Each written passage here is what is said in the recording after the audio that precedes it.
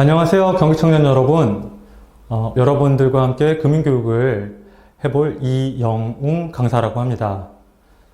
오늘은 투자와 그리고 돈을 어떻게 쓰는 게 좋은지에 대해서 좀 말씀드리려고 합니다. 저는 예전에는 개인의 재무상담을 한 500가정 정도 진행했었고요. 그 이후로는 금융기관이나 금융회사에 관련된 자문이나 교육을 하면서 현재는 위코노미라는 회사를 운영하고 있습니다. 먼저 투자 관련돼서 얘기를 주시는 분들이 많아서 거기에 관련돼서 좀 설명을 드리도록 하겠습니다. 금융상품을 구입하실 때 어려운 설명에 쭈뼛쭈뼛 하시는 분들이 많으신데 그러지 마시고, 그래서 이 상품이 무슨 일이 있을 때 원금은 어떻게 되는 건가요? 이자는 어떻게 되는 건가요? 이 질문이 가장 중요하니까 이걸 확인하시고요. 그리고 주변에서 소개를 받아서 잘 모르는 회사의 상품 등을 봤을 때는 이게 원금 손실 가능성이 얼마나 되는지 이런 것들을 꼭 물어보셔야 되고 확인하셔야 되고 필요하면 녹취나 적어두셔야 됩니다. 네. 그러면 어떤 것이 투자 상품인지는 아시게 되셨으니까 투자 상품이 되는 기초자산에 대해서 좀 알아보도록 하겠습니다. 이것도 큰 그림으로 같이 보시겠습니다. 기초자산 같은 경우엔 첫 번째로 채권형 상품이 있습니다. 이건 원금 손실이 낮고, 원금 손실의 가능성이 낮고, 그리고 그만큼 기대 수익이 낮죠. 가장 대표적으로 국채를 들 수 있는데요. 이는 국가가 돈을 빌려주고 그 대가로 준 겁니다.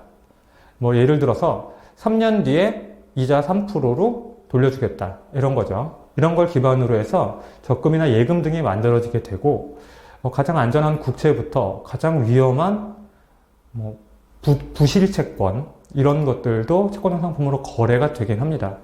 하지만 기본적으로 우리는 그 우량기업 채권까지를 해서 채권형 상품으로 분류를 많이 하고요. 이게 안정성이 가장 낮은 상품, 펀드로 투자했을 때 현금화하는데 주로 쓰는 상품이 그 국채 기반 상품이 됩니다. 세 번째로 주식형 상품을 좀 먼저 보시면 얘는 원금 손실의 가능성도 높고 기대 수익도 높습니다. 이 말은 변동성이 크다는 얘기인데 전 세계 국가의 주요 지수, 예를 들어서 코스피 200이라고 하면 한국의 그 주식시장, 한국 주식시장에서 시가총액 가장 큰 200개, 덩치가 가장 큰 200개 기업의 그 지수에 투자하는 거를 이제 코스피 200 지수라고 하죠. 또한 요즘은 앱들을 통해서 전 세계 많은 기업들에게 투자할 수도 있고요. 금이나 석유 같은 현물에도 투자할 수가 있습니다. 다시 돌아와서 지금 보셨던 바와 같이 이렇게 하나씩 채워나갔을 때 가운데에 있게 되는 상품은 혼합형 상품이 됩니다. 그냥 양념 반, 프라이드 반 생각하시면 되는데요. 그냥 채권형 상품 50%, 주식형 상품 50% 이렇게 섞어 놓으면 당연히 그 중간인 혼합형 상품이 되게 됩니다. 잘 모르시는 분들은 보통 이렇게 반반씩만 하셔도 10년 이상 장기적인 관점에서 봤을 때는 수익을 낼 수 있는 경우가 일반적입니다. 투자에서 우리가 가장 중요하게 생각해야 되는 건 위험인데요. 위험을 한국어로 얘기하게 되면, 즉 한문으로 얘기하게 되면 오해의 소지가 많습니다. 위험한 것, 위험이라고 얘기하면 우린 첫 번째로 코로나19 같은 바이러스를 생각하거나 아니면 독약, 아니면 핵 방사선 이런 것들을 생각하게 되죠. 보기만 해도 굉장히 위험합니다.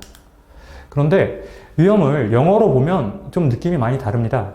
하나는 데인저도 위험이고요. 또 하나는 리스크라고도 쓸 수 있는데요. 보시는 것처럼 데인저는 나쁜 일이 일어날 높은 가능성을 얘기하는 경우가 대부분입니다.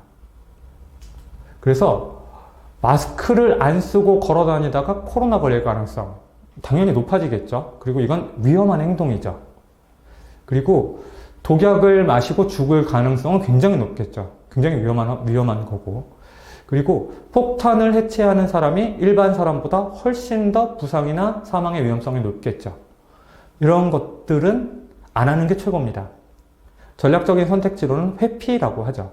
이런 건 안 하는 게 최고인데, 반면에 리스크는 개념이 좀 다릅니다. 큰 화면으로 같이 보시면 리스크는 우리가 원하지 않는 일이 일어날 가능성을 리스크라고 합니다. 즉 이는 원하는 일이 일어날 가능성이기도 합니다. 보시다시피 애플의 주식을 샀어요. 근데 아이폰 12가 얼마나 잘 될지 아직 결판이 안 난 상태에서 주식을 샀는데 아이폰 12가 망했다 라고 하면 나는 손실을 보겠죠. 애플 투자 후 아이폰 12가 대박이 났다 라고 하면 나는 수익을 보겠죠. 여기서 중요한 건 리스크 테이킹이라는 개념입니다. 이 리스크 테이킹은 우리나라로 위험 감수라고 표현을 하는데요. 위험을 감수하고 내가 그 기초 자산 혹은 그 회사의 주식을 구입한 것이죠. 금융은 가치와 가격에 대한 미래평가입니다. 좀 더 쉽게 얘기 드리면 애플의 가치, 애플이라는 회사의 가치, 그리고 애플이라는 회사의 주식 가격. 내가 봤을 때 가치가 더 높은데, 그러니까 가격이 더 낮게 저평가되어 있다라고 한다면 이게 나중에 어느 정도 맞아갈 것이니 이게 미래지향적이라는 거죠. 미래 앞으로 보고 투자를 하는 겁니다. 이때 투자를 할 때 불확실성이 있으므로 위험을 감수하는 것을 해내야 된다라는 말씀을 드리고 있습니다. 또 위험 감수 말고 위험 관리, 리스크 매니지먼트, 또 리스크 컨트롤. 이제 위험 관리 같은 경우엔 중간에 어떻게 관리를 할 것인지. 그 다음에 이제 데미지 컨트롤, 리스크 컨트롤. 데미지 컨트롤이라고 하는 건 손해가 났을 때 어떻게 손해를 최소화할지. 이런 과정을 가지고 내가 투자에 이르는 것을 우리는 투자를 할 줄 아는 태도와 경험을 가졌다라고 얘기할 수 있습니다. 즉, 정리를 다시 한번 드리면 내가 투자를 함에 있어서 어떤 상품, 얼마나 손해가 날 수 있는 상품에 투자하는지 알고 있고 그것을 내가 가치와 가격으로 생각을 해서 위험을 감수한 후에 투자를 하고 그 투자를 한 뒤에 수익이 나면 이걸 실현도 하고 나눠서 투자를 하면서 위험은 줄이고 가급적이면 수익은 높일 수 있는 방법을 관리하고 또 손실이 발생했을 때 내가 어떻게 하면 손실을 최소화할 수 있을지 최대화라고 얘기를 해버렸네요. 손실을 최소화할 수 있을지가 핵심이 됩니다. 그래서 그냥 무조건 이건 오를 거니까 살 거야. 막 떨어지고 있는데 더 오를 거니까 더 살 거야. 이런 개념이 아니라 리스크, 불확실성을 어떻게 관리해 나갈 것이라는 개념으로 보셔야 되고요. 이건 그냥 생기지 않습니다. 직접 투자를 해보셔야 생기고요. 20대 초부터 투자를 해야 되는 이유는 여기에 있습니다. 대신 첫 번째, 입문하기 쉬운 펀드로 먼저 시작을 하시는 것을 추천드리고요. 두 번째, 큰 돈이 아닌 5만 원에서 10만 원 정도의 적립식 펀드로 시작을 하시는 걸 권해드립니다. 올랐다 내려갔다 할 거거든요. 이걸 적어도 2번 정도는 타보려면 5년 정도의 시간이 걸리게 됩니다. 이 시간 동안 올랐을 때 우와 막 이런 것도 해보시고 떨어지면 요즘 한강물 따숩냐 이런 얘기도 앱도 막 한번 보시고 이런 과정을 지나면서 내가 리스크를 관리하는 이게 사람마다 다릅니다. 리스크를 감내할 수 있는 수준이. 그래서 그런 것들을 직접 체험하고 경험해 보시고 그런 걸로 인해서 나의 태도 그리고 투자 경험 이런 것들을 쌓아가셔야 합니다. 이건 실제 고객의 이제 투자 포트폴리오인데요. 여러분들이 지금 퇴직금은 뭐 금액이 작아서 많지 않겠지만 시간이 지나면 지날수록 지금 이건 50세이신데 50세가 되니까 원래 쌓인 금액이 7천 그리고 수익이 나서 총 금액이 지금 1억 정도 됐죠. 작년 12월 기준이니까 올해도 좀 비슷할 것 같습니다. 네. 저기서 굉장히 수익이 많이 났어요. 보시면 지금 평균 단순 수익률이 35.1%, 연평균 수익률이 8%가 났다라고 하는데 이것 같은 경우에 제가 뭐 굉장히 잘해서 그런 게 아니라 여기 보시면 미국에 투자가 되죠. 미국 A, 미국 B, 글로벌 A. 3년 전에 여기다 돈을 넣었는데 그냥 미국이 돈 넣었을 때 계속 올랐어요. 10년 동안 400% 올랐는데 그냥 딱 이만큼 올랐습니다. 딱 이만큼. 이것도 아까 말씀드렸다시피 채권 반, 미국 주식형 반 이렇게 넣어놨기 때문에 아까 여기서 수익이 2,600 났는데 채권을 안 넣고 다 주식형 펀드로 넣었으면 수익이 5,200이 났겠죠. 그럼 어마어마한 수치죠. 하지만 반을 넣어서 저 정도 수익을 내서 안정적으로 관리를 하고 있는 것이죠. 네, 저게 아까 리스크 매니지먼트가 되겠습니다.